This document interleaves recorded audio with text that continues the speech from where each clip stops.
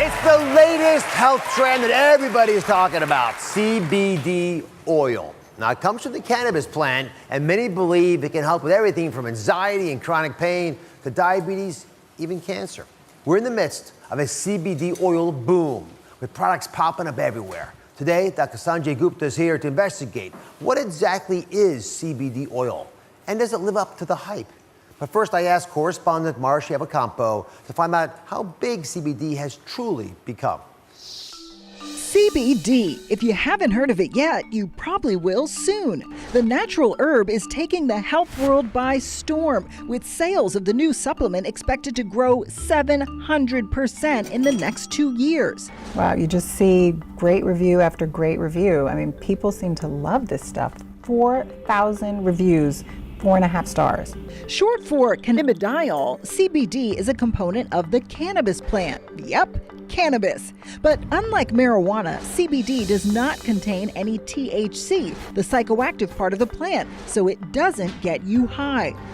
Over the last few years, CBD has started popping up in everything from gummies to face cream to toothpaste. There are even CBD treats for your pet. So what does it do? Research has been limited, but proponents say CBD has all the benefits of medical marijuana without the intoxicating effects, helping with insomnia, pain management, and anxiety. There's a revolution, a whole movement happening now with plant-based wellness, which is our primary interest. Celebrating the power of all plants, which have not been properly represented. And the question everyone asks is it legal?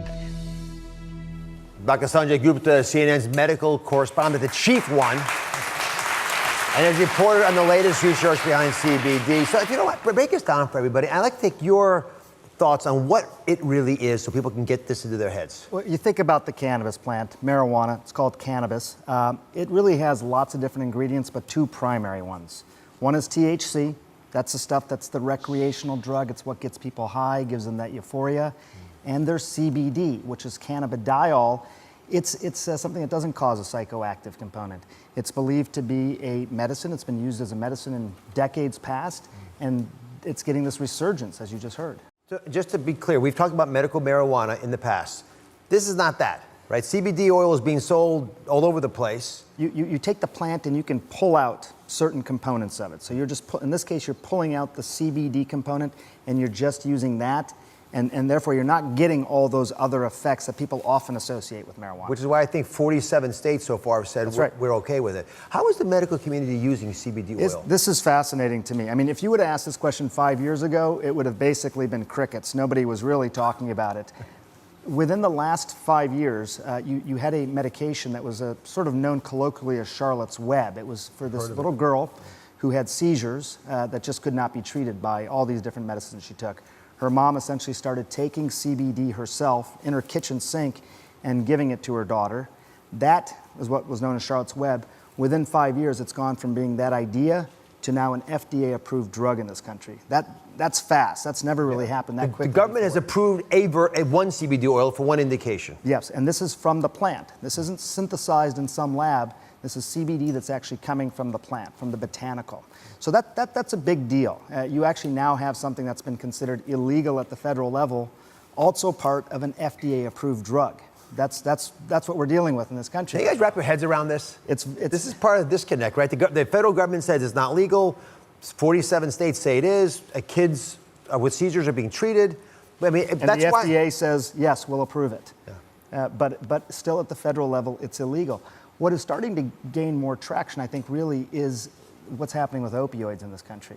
What they found, Dr. Oz, was that in several states that had approved CBD legislation, they saw their opioid prescriptions start to go down. So that's an area the medical community is really, really focused on. CBD produces so many effects throughout the body based on the fact it can bind to receptors in so many of our different organs, right? Places as far away as the intestinal tract and your arm and your spinal column, up into your brain. And that's why people say it helps them alleviate pain, right? Maybe help with seizures. It's a pretty serious problem for a lot of folks.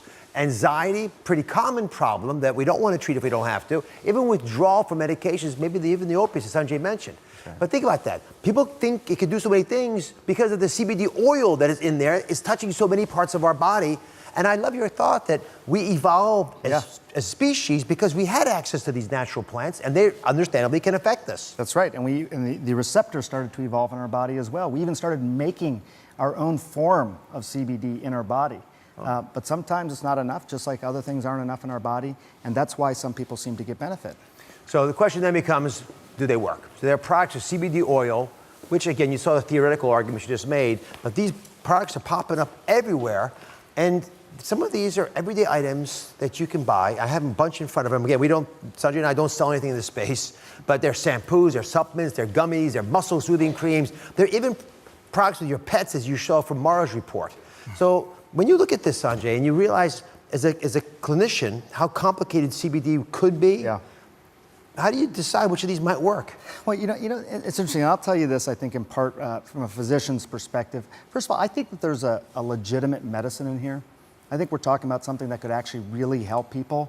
And I worry a little bit when you start to see products like this that it could minimize the importance of what CBD could do for people, because I don't know what these products are. I don't know what's in them. I don't know how much of anything is in them.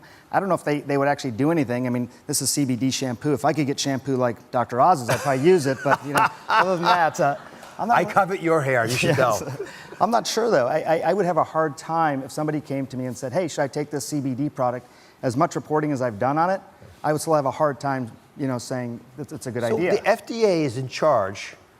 In fact, it's charged by our nation to tell us the answer to that question. What's safe, what's not? Where are they with all these things? So this is an illegal substance at the national level. This is illegal. Illegal. At the same time, as we talked about earlier, the FDA has said, you know what? We think there's enough of a benefit here that we're willing to approve a drug specifically for epilepsy that's based on CBD. And part of the reason I wanted to cover this topic is you can buy these products anywhere. Really, you can go down to your local store in 47 out of 50 states, buy it online pretty much anywhere you want, and the government's not going to come in and kick your door down. So whatever they say at the highest levels, we're still not actually doing anything to stop people from using these, which is a concern to me because it's the wild, wild west. It's completely unregulated. Be sure to subscribe to my channel so you don't miss anything, and remember to check back often to see what's new.